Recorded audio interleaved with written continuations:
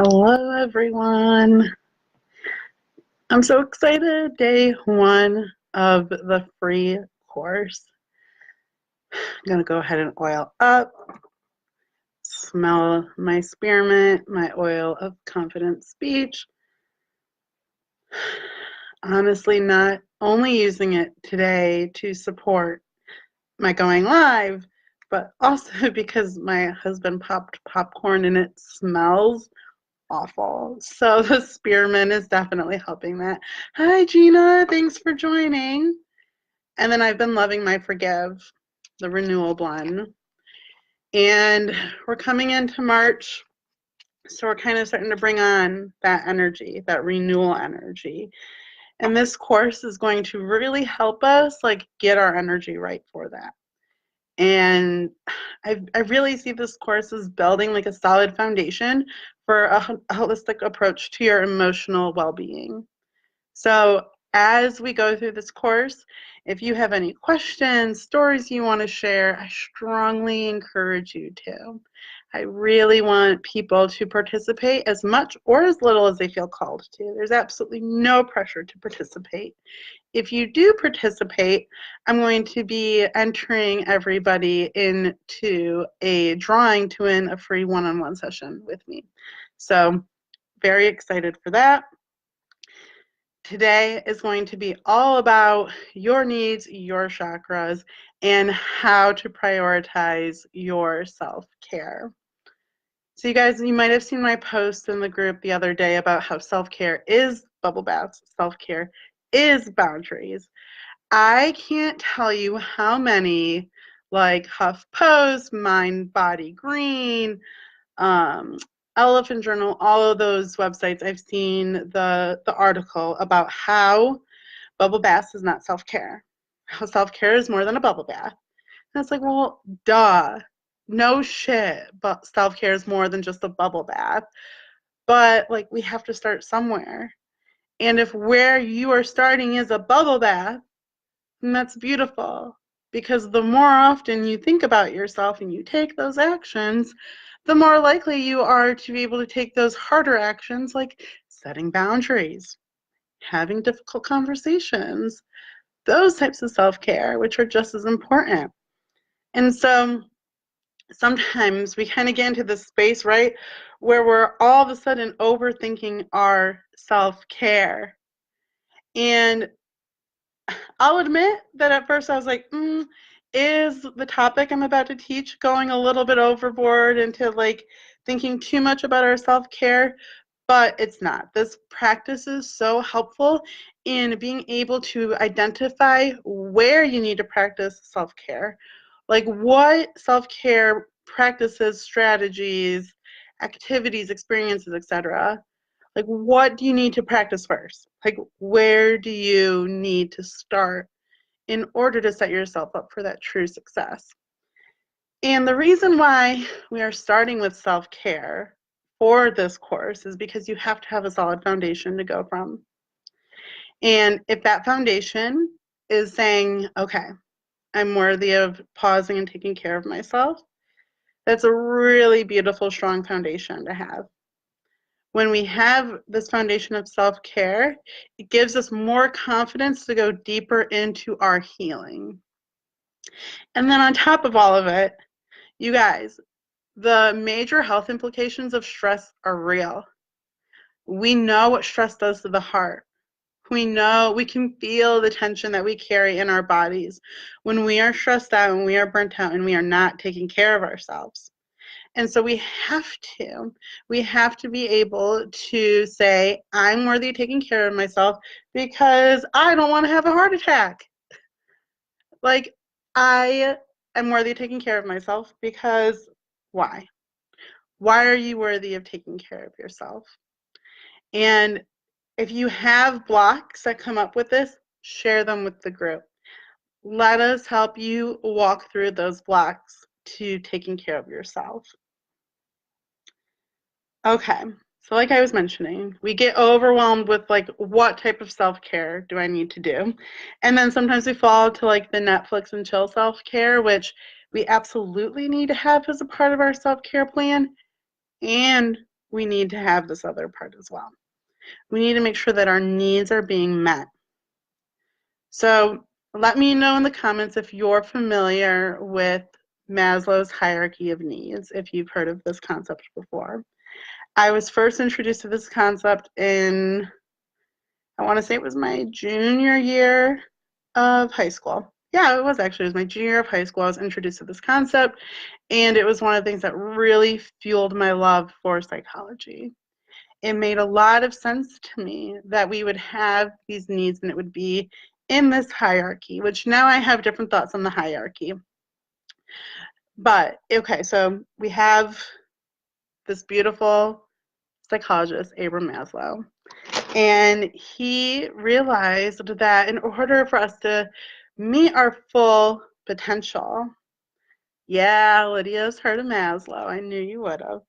So in order to meet our full potential, we have to have these needs met. And as I've gone more into the spiritual realm, I've realized how Maslow's hierarchy of needs are really closely connected to our chakras. So I'll get more into that later.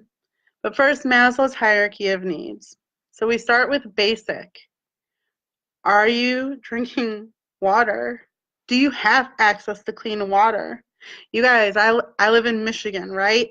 So there is literally a community of people that live in Flint who would have to answer no. Like, I don't have access to clean water. And I know that in other parts of the world, that's an even bigger issue. But it's a realistic question we need to ask ourselves. Do I have access to clean water? Do I have access to healthy food? Then we go into, am I actually drinking enough water? Am I eating those healthy foods? And then we can go even further, right? Like, am I looking at my food as my medicine? Am I looking at nurturing myself with nutrition? So we have that basic level. And so Maslow would say that those needs need to be met before anything. And I include fresh air in that as well, being able to breathe in clean, fresh air. So after basic, we go up to safety. Do you have a house to live in?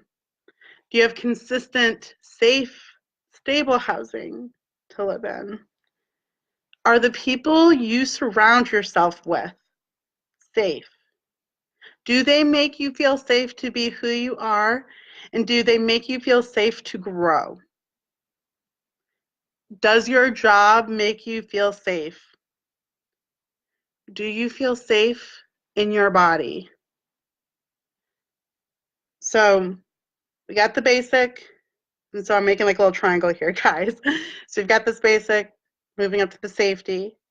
Are your safety needs met? And I really see the safety needs as being like all-encompassing, you guys. This is why trauma work is so sensitive and why I really talk openly about how if you're going to be somebody who works with trauma, having that extensive training in it so you know how to hold it. Because for somebody who has experienced intense trauma, chances are if they have not gone through the healing yet, they might not feel safe in their body. And they might not feel safe in the world around them. And when you don't feel safe, being able to reach that self-actualization, that self-transcendence is really difficult. Because if we don't feel safe and we don't feel connected to our bodies, then we're going to experience stress and disconnect. So we have to make sure our safety needs are met. And then we have to have support to make sure that we do anything possible to make sure they're met. So if that means that your job sucks and you don't, and I don't mean like safety as in you have some bad days. I mean safety as in like your physical safety is at risk and there's a level of like harassment and ridicule that like is borderline abusive. So do you have support to be able to leave that job?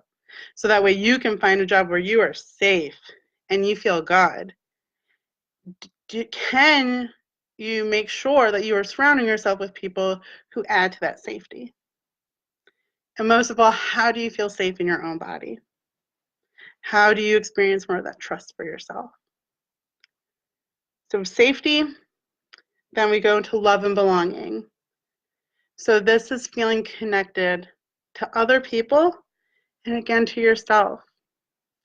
This is where those social needs are met and spending alone time, spending that quality time with others who feel safe, who light you up, who feel good, and creating that sense of belonging to yourself, that sense of belonging within, that quality time with you is so important to having that love and belonging need met. We can look at this love and belonging need and put a lot of pressure outside of us. We can say that we're too shy, that we've had bad experiences with other people, with groups of people, and so that makes us feel not safe. And so how do we meet that belonging need then? And that's why we do this work, right? That's why we identify where our needs are being met and where they're not being met, and we can start to understand what might be blocking us. And so when we're there, we, one, have to do that work. Two, also make sure that we are giving ourselves that sense of belonging and like belonging to our spiritual selves, belonging to that higher power. Maybe not belonging to that higher power. That doesn't necessarily feel right to me, but with. With is a better word. Because you truly are never alone. You always have that divine support, that divine team that's supporting you. And sometimes loneliness happens to remind us of that. So, are you introverted? Are you extroverted? That's a key part to knowing. And I don't mean like, are you outgoing? Are you shy? I mean, just spending time with groups of people, like-minded groups of people, fill you up, make you feel good again, or does it tend to drain you, even though you love them? And then, or does being alone, having that alone time, fill your cup, make you feel good? Or does it drain you and make you feel like, oh, I don't know what I'm doing? Honor your personality in that. Honor if you are the extrovert, and know that a major part of meeting your love and belonging needs is spending time with other people, with other like-minded people. If you're an introvert, honor that sometimes you may have to say no to those groups of people because your love and belonging need isn't being met because you don't have that quality time alone. So basic, safety, love and belonging, esteem. This is our self-esteem. And I think you can begin to see why, if we don't have all these other needs being met, it can be difficult to get to these. And so I don't necessarily believe in the hierarchy of it in totality. I do think it's important to consider these needs are going to overlap. These needs, it's more of like this like consistent overlapping Venn diagram, cyclical, beautiful thing. And Maslow thought of the hierarchy for a reason. It's important to be able to take a step back and make sure those needs are being met before we're worrying about our esteem needs. And so esteem is that self-esteem, and it's that skill, feeling skilled at something. What are you skilled at? When's the last time you took time to develop a new skill? How can you be a better you? How do you know that the desire, even though you have the desire to be a better you, that you're already enough? That is meeting your esteem needs. I view like hobbies as a very important part of meeting your esteem needs, of engaging in activities that feel really good, that light you up, and provide the sense of competency. We cannot undermine feeling competent and what that can do for our confidence. So if your confidence is lacking in an area, where can you welcome in gaining competence? And competence does not mean perfect, right, guys? It just means that, like, yeah, I know how to do this. I can handle this. This is good.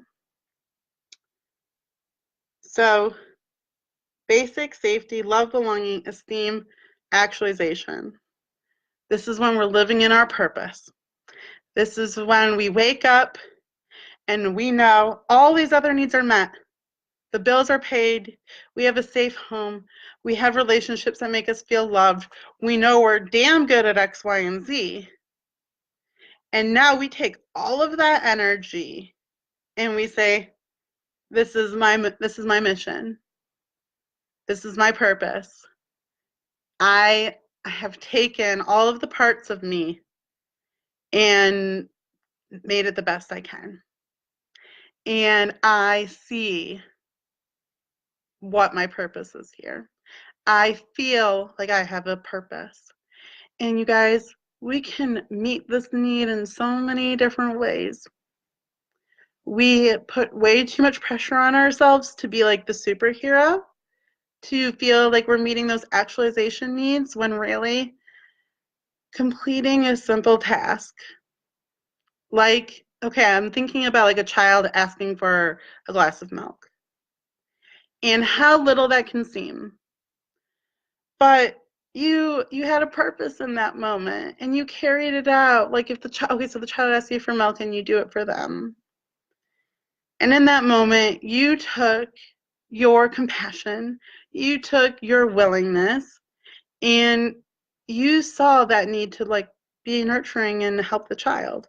It seems so simple. I know I'm making it seem like so much, but we have the choice to make that small action seem like so meaningful and beautiful, or we have the choice to just be annoyed by it.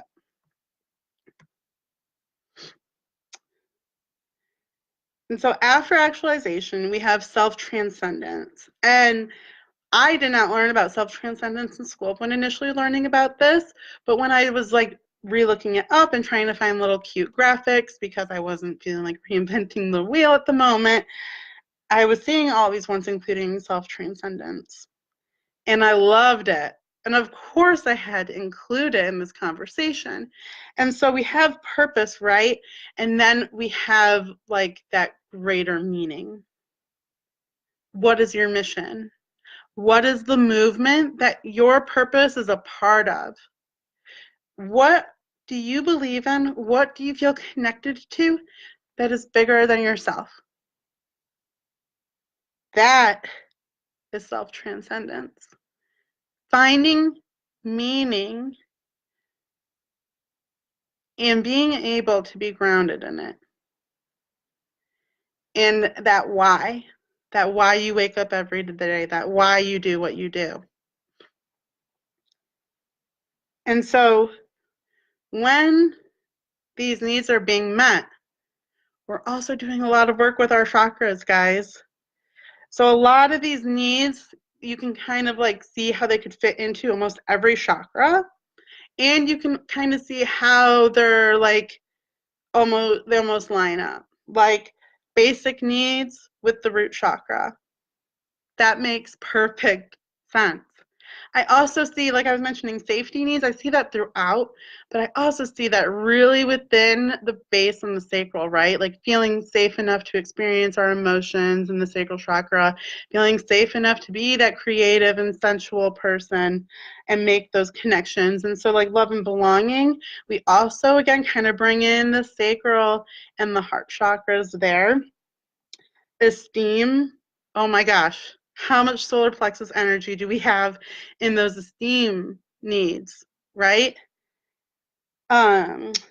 Actualization, purpose. So I'm seeing these as the upper chakras. So third eye, throat, having that purpose and then carrying it out. Our throat chakra does a lot for that. And then transcendence, crown chakra, soul star chakra, outside of our body, bigger than ourselves, connections to a bigger, higher meaning.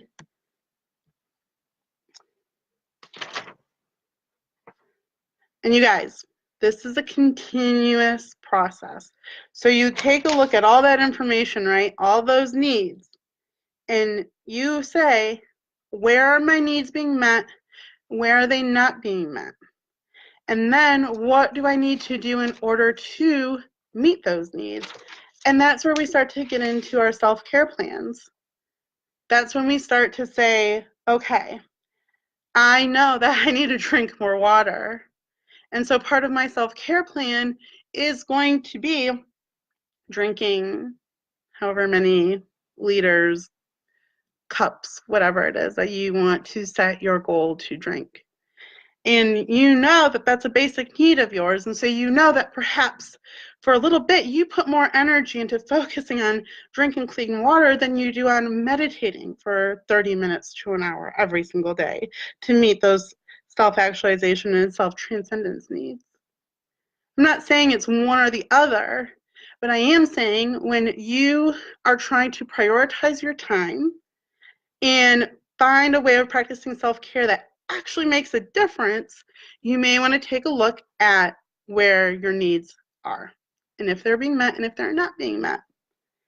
And so when you know your strengths, you can enhance them. When you know your areas of weaknesses, you can nurture them so you can strengthen them. And that's why taking a look at all of your needs is so important. So I've created a workbook for you guys. I'm going to upload it to the group right after I get done here. And it basically is going to prompt you through creating your own hierarchy of needs. You're going to answer the questions. You're going to see what you're doing already to help make sure those needs are met and where you need some extra support. So to earn points for the free session, share your hierarchy of needs. Share it with us. Let us know where you're at. If there's an area where you're doing really, really well, you're like, I'm a badass at meeting my basic needs, but my love and belonging needs are not being met at all, share it with the group.